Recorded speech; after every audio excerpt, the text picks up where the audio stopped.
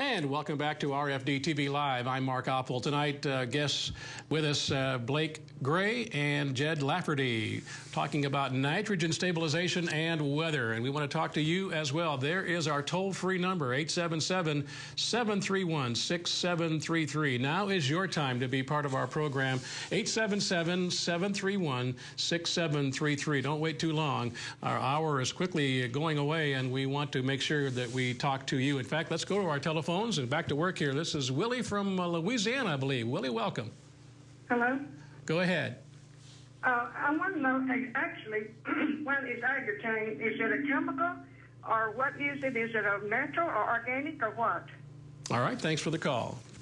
Willie, AGROTAIN is a urease inhibitor, and what that does, we have an active ingredient in there that actually controls the urease enzyme when it is applied. It is a chemical per se. It's a liquid. It is blended onto the urea itself in a blender. It's a 3-quart rate per ton, and once it's applied, you're able to surface apply the urea without having to incorporate, and give you a very large window there to wait on precipitation or irrigation to transfer that into the soil profile for the plant to be able to uptake later on.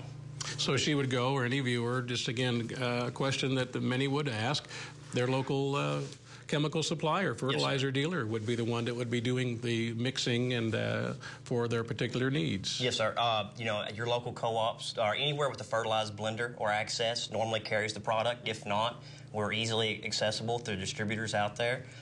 You know, if you need to find us, I recommend going to the AGROTAIN.com website, and you can look for your zip code up and find your local dealer that carries our products. Ask for AGROTAIN, right? Yes, sir.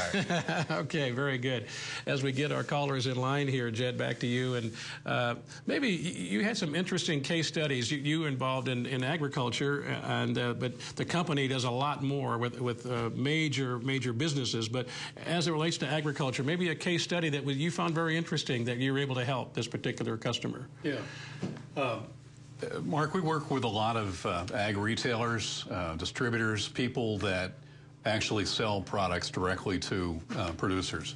A couple of years ago, in fact, it was the fall of 2010 when we first saw that we were going to be moving into this, fall of 2009, we saw that we were entering this El Nino period. Mm-hmm.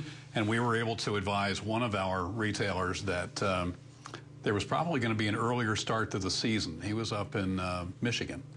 And based on some information that we provided to him, he was able to make some decisions on fertilizer pricing and purchasing and so forth. He also recognized that if they were going to have an early season, he needed to have longer season varieties than the ones that they had previously specified. So he went back to his seed suppliers and said, not only do we need different varieties, we need them sooner in the season. And at the same time, they made some decisions to get some extra custom applicators on board. As a result, he was able to grow his business. He had a lot of happy customers. And the thing that was most significant to him was that because they were proactive in their planning, they weren't scrambling as they typically would in the springtime when things change so much from before. Yeah, that would seem to be from now. That's maybe that's what our caller was asking. Can you take me a little bit further past February or March, because that's that critical time when you don't know exactly what weather might do in April and in May, especially in the heart of the planting season across that corn belt. And those are things that people are wanting to know year in and year out, and those are things that you provide to the businesses that are supplying the seed, the fertilizer, chemicals, and things like that. Let's go to our callers who have taken us up on our offer. Tim in Tennessee, you are up next. Thanks for holding on. Okay, yes, sir. I'm interested in knowing about the use of AGROTAIN with pasture fertilizer. All right, pasture fertilizer. With pasture fertilization, you know, the old standby in the back days was the ammonium nitrate. You know, what we have to look at now is the dealers are having a hard time handling the ammonium nitrate due to regulations from the government and things like that.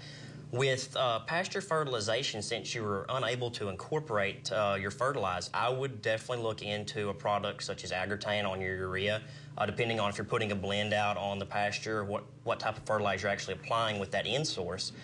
You could use AGROTAIN on urea. If you were dribbling UAN on there, just remember when applying UAN on the surface, it's a half rate. It's 1.5 quarts per liquid ton of the AGROTAIN product in the liquid. And if you're accessible to Super U, if you're worried about denitrification and leaching on your soils in Tennessee, you have the possibility to go in with the Super U product, and it'll protect you against all 3 factors of loss that your nitrogen will be subject to there. All right, very good. Thanks for that telephone call, and we have about a little more than 10 minutes for anyone to join our program tonight. It might be you with a question for Jed or for Blake tonight. Just about 10 minutes left in our program for you to join us. We go to Kansas next. Bob, thank you for joining us. Your question or comment? Yes, I got a question for Jed. I was just wondering, during the 2011 growing season, we had extreme heat here in Kansas associated with La Nina. I wonder if that's what you're predicting for 2012.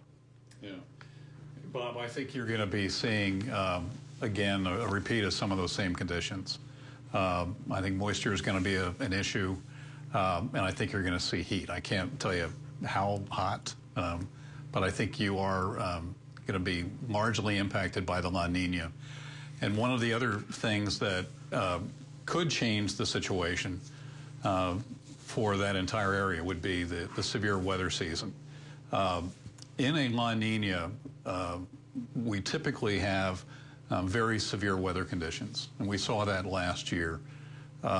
Lots of high winds, tornadoes, things like that. And I hate to say it, but again, looking at what we're seeing with this La Nina formation, if last year was a 5 on a scale of 1 to 5, this year is going to be a 5 as well.